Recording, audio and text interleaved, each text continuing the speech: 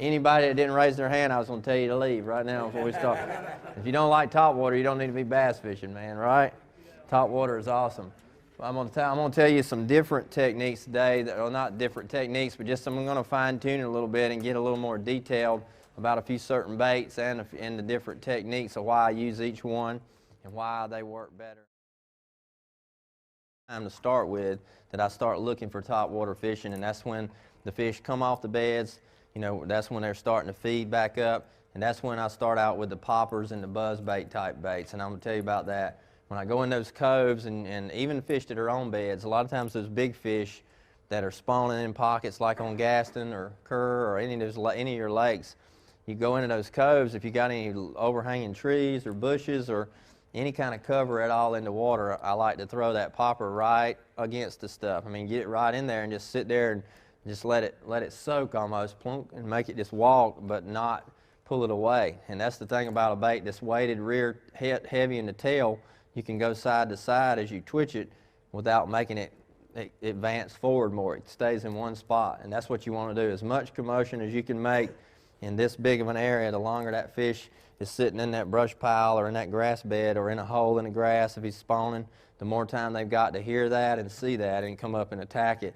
So that's why, and you catch big fish on these during the spawn and the post spawn. I mean, all the bigger fish is what come up and bite. All right, advanced topwaters, here's my three I'm going to talk about, and this one right here is so new that it's not even a picture of it yet, but I had one overnighted and got it on Friday before I left Saturday morning, and I've got it in here. I'm going to show you that. This is a cool deal, right? This is a cool bait.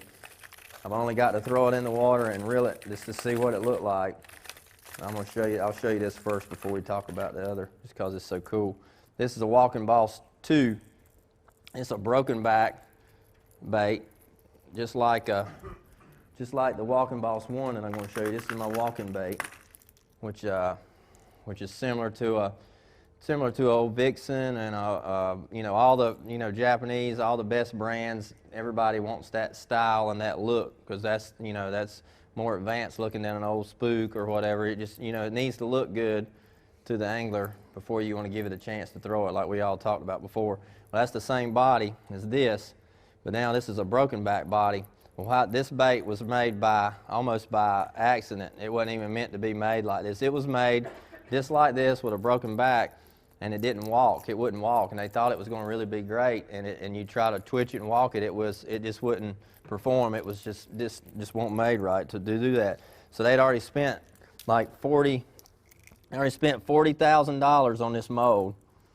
And that's how much it cost a fortune for Livingston to make their molds. And they get them made in China, the molds, because of electronics and stuff, but it costs that much because so much detail has to be placed in the boards and the chip and the battery and the wiring and keeping it sealed and waterproof, making it all work. So the molds cost a fortune. When they made the mold for the body, and my lure designer buddy Chad, he's doing all the baits for him. He's a retired Army Ranger, not retired. He's actually a pastor now. He used to be an Army Ranger for 5 years, so he's my MacGyver buddy, I call him, because he can fix anything, make anything.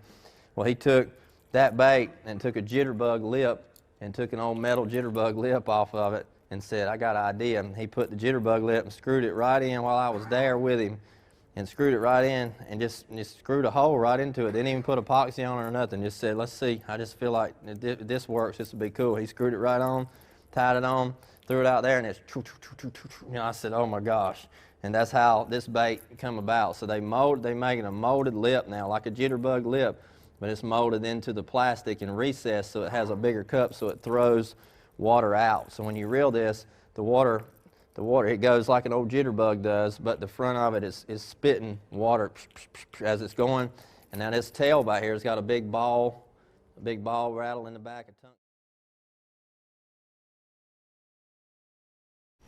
I hope you enjoyed the preview clip, and for more like that and the entire collection, subscribe to the Bass University TV. And if you want the tackle that you see on there, I want you to go to the Bass University Tackle Shop, powered by Tackle Warehouse, and click right here, and it's all at your fingertips. You want to become a better angler? You want to catch more and bigger bass at your local pond? Then check out Bass University TV for hardcore bass fishing information. Hey, I'm Pete Gluzek. And I'm Mike Iaconelli. And this is Bass University TV. Welcome to Bass University TV, an online video training course where you'll learn champion bass fishing techniques from pro anglers Pete Gluzek, Mike Iaconelli, and their talented special guests. Everywhere I go in the country, I'm trying to use these techniques because I catch big fish that way. From on the water to in the classroom, We want to use that bait to help make that area even smaller and really find that sweet spot. you'll learn sound techniques and strong fundamental bass fishing skills. You want something that's got a nice limber action, that's going to allow you to build pressure and keep those hooks pinned against that fish's mouth.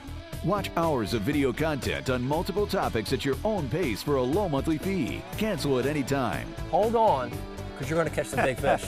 Information is power in the sport of fishing, so learn from the very best. That's a key theory in all of fishing. Subscribe to Bass University TV today. Man, does it trigger a lot of strikes.